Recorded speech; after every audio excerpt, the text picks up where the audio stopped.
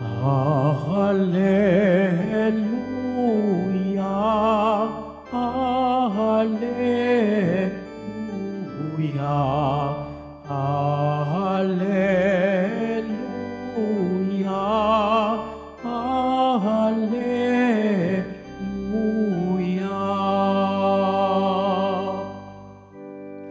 Manatili kang matapat hanggang iyong kamatayan,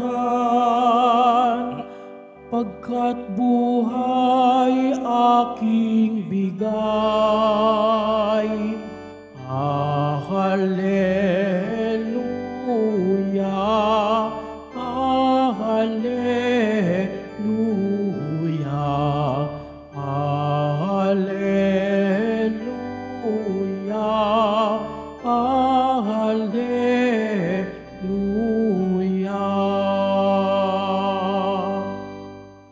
Sumainyo ang Panginoon. At sumairin. Ang mabuting balita ng Panginoon ayon kay San Lucas. Papuri sa iyo, Panginoon. Noong panahong iyon, sinabi ni Jesus sa kaniyang mga alagad, "Darakpit kayo't uusigin, kayo'y dadalhin sa mga sinagoga upang litisin at ipabalanggo. At dahil sa akin, ay ihaharap kayo sa mga hari at mga gobernador. Ito ang pagkakataon ninyo upang magpatotoo tungkol sa akin. Ipanatag ninyo ang inyong kalooban. Huwag kayong mababalisa tungkol sa pagtatanggol sa inyong sarili, sapagkat bibigyan ko kayo ng katalinuhan at ng pananalitang hindi kayang tutulan o papulaanan ng sinuman sa inyong mga kaaway. Ipagkakanulo kayo ng inyong mga magulang, mga kapatid, mga kamag-anak at mga kaibigan, at ipapapatay ang ilan sa inyo. Kapopuotan kayo ng lahat dahil sa akin. Ngunit hindi mawawala ni isang hibla ng inyong buhok. Sa inyong pagtitiis ay tatamuhin ninyo ang buhay na walang hanggan." Ang mabuting balita ng Panginoon. Pinupuri ka namin, Panginoong Hesukristo. Magsiupo muna po tayong lahat. Magandang umaga po sa inyong lahat, mga kapatid kay Kristo. Sa lahat po ng ating mga taga-subaybay, sa iba't ibang online platforms, at sa lahat ng ating mga kadiboto sa iba't ibang panig ng Pilipinas at maging sa buong mundo kung saan tayo ay naaabot ngayon ng ating live streaming. Mapayapang umaga din po sa inyong lahat. Purihin at dakilain natin ang ating Panginoon, ang mahal na poong Jesus Nazareno. Mga kapatid kay Kristo at mga kadiboto, malugod po namin kayong tinatanggap sa Basilica Minor at Pambansang Dambana ni Jesus Nazareno. Sa araw pong ito, iniaalay natin ang ating mga panalangin at misa para sa mga Kristiyanong inuusig, hindi lamang dito sa ating bansa, maging sa buong mundo. Kaya't ang araw na ito ay tinatawag ding Red Wednesday. At masasabi natin, hindi madali ang sumunod sa Diyos. Hindi madali ang sumunod kay Jesus Nazareno. Pero gaano man kahirap, alam natin na ang pagsunod at paglilingkod sa Diyos ang tunay na magbibigay katuturan at kahulugan sa ating mga buhay. Gaano man kahirap, alam natin kasama natin si Jesus sa bawat pagdurusa. Gaano man kahirap, alam natin na kailanman hindi tayo mag-iisa. Sa ating ebanghelyo, narinig natin ang napakadaming habilin ni Jesus Nazareno. Unang-una, pinaalalahanan tayo na lagi tayong mag-iingat dahil may mga taong magkakanulo sa atin. Ipagkakanulo tayo hanggang sa hukuman, hahagupitin hanggang sa sinagoga.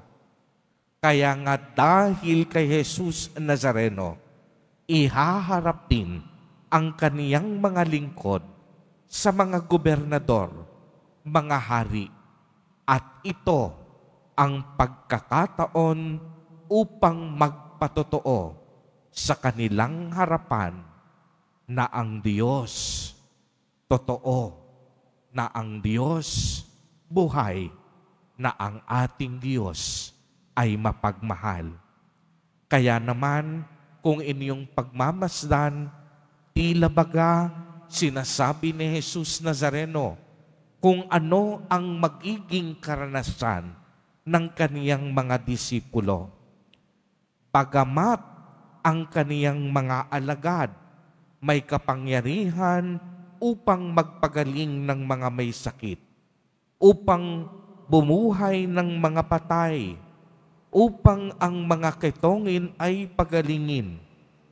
Bahagi ng kanilang misyon na may mga pagkakataon na sila ay hindi tatanggapin.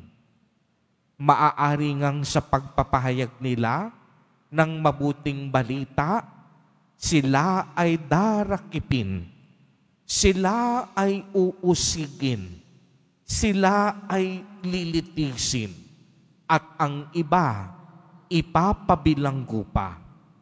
At alam nating lahat, wala ni isa sa atin ang nais madakip, ang nais mausig, ang nais litisin, at nais mabilanggo.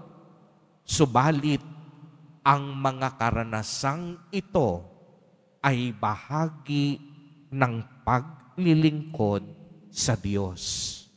Kaya nga sa araw na ito, inaalala natin ang libo-libong mga tao, ang libo-libong mga banal na inusig dahil sa kanilang pananampalataya, ngunit hindi nagpatalo, nanatiling nakakapit at nanatiling nagtiwala sa Diyos hanggang sa dulo ng kanilang hininga. Ang mga Kristiyanong inuusig, alam nila na aakayin at sasamahan sila ng Diyos. Ang ating mahal na Poong Jesus Nazareno mismo ang nagsabi, "Huwag kayong mabalisa tungkol sa sasabihin ninyo o kung paano ninyo sasabihin. Hindi kayo magsasalita sa inyong sarili, kung hindi ang Espiritu ng Diyos Ama ang magsasalita sa pamamagitan ninyo." Maraming mga Kristiyano at Katoliko, inusig at buhay ang naging kabayaran. Bagamat buhay ang kabayaran, nakakasiguro tayo na sa kanilang kabilang buhay, sila ay tinanggap ng mga banal at tinanggap ng Panginoon.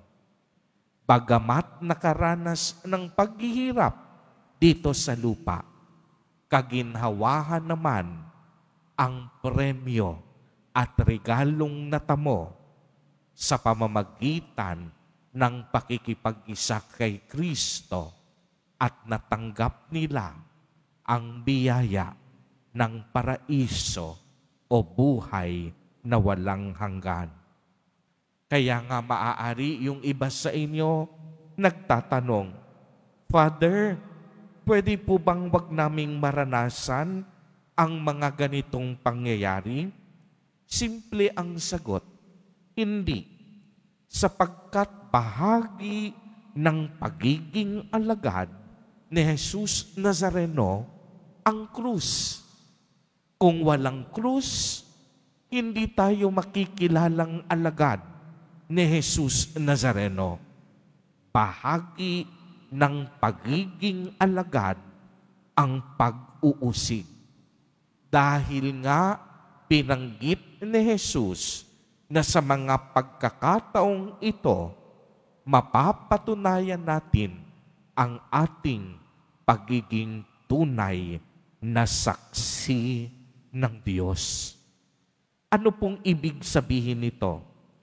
Sa mga pagkakataong tayo'y inuusig, kinukutya at nililibak ng mundo dahil sa ating pananampalataya. Sabi ni Jesus, huwag kang matakot, huwag kang mabalisa. Ito na ang mabisang pagkakataon upang ipamalas at ipakita mo na totoo ang Diyos. Nang dahil sa Diyos, hindi tayo makikipaglaban ng marahas.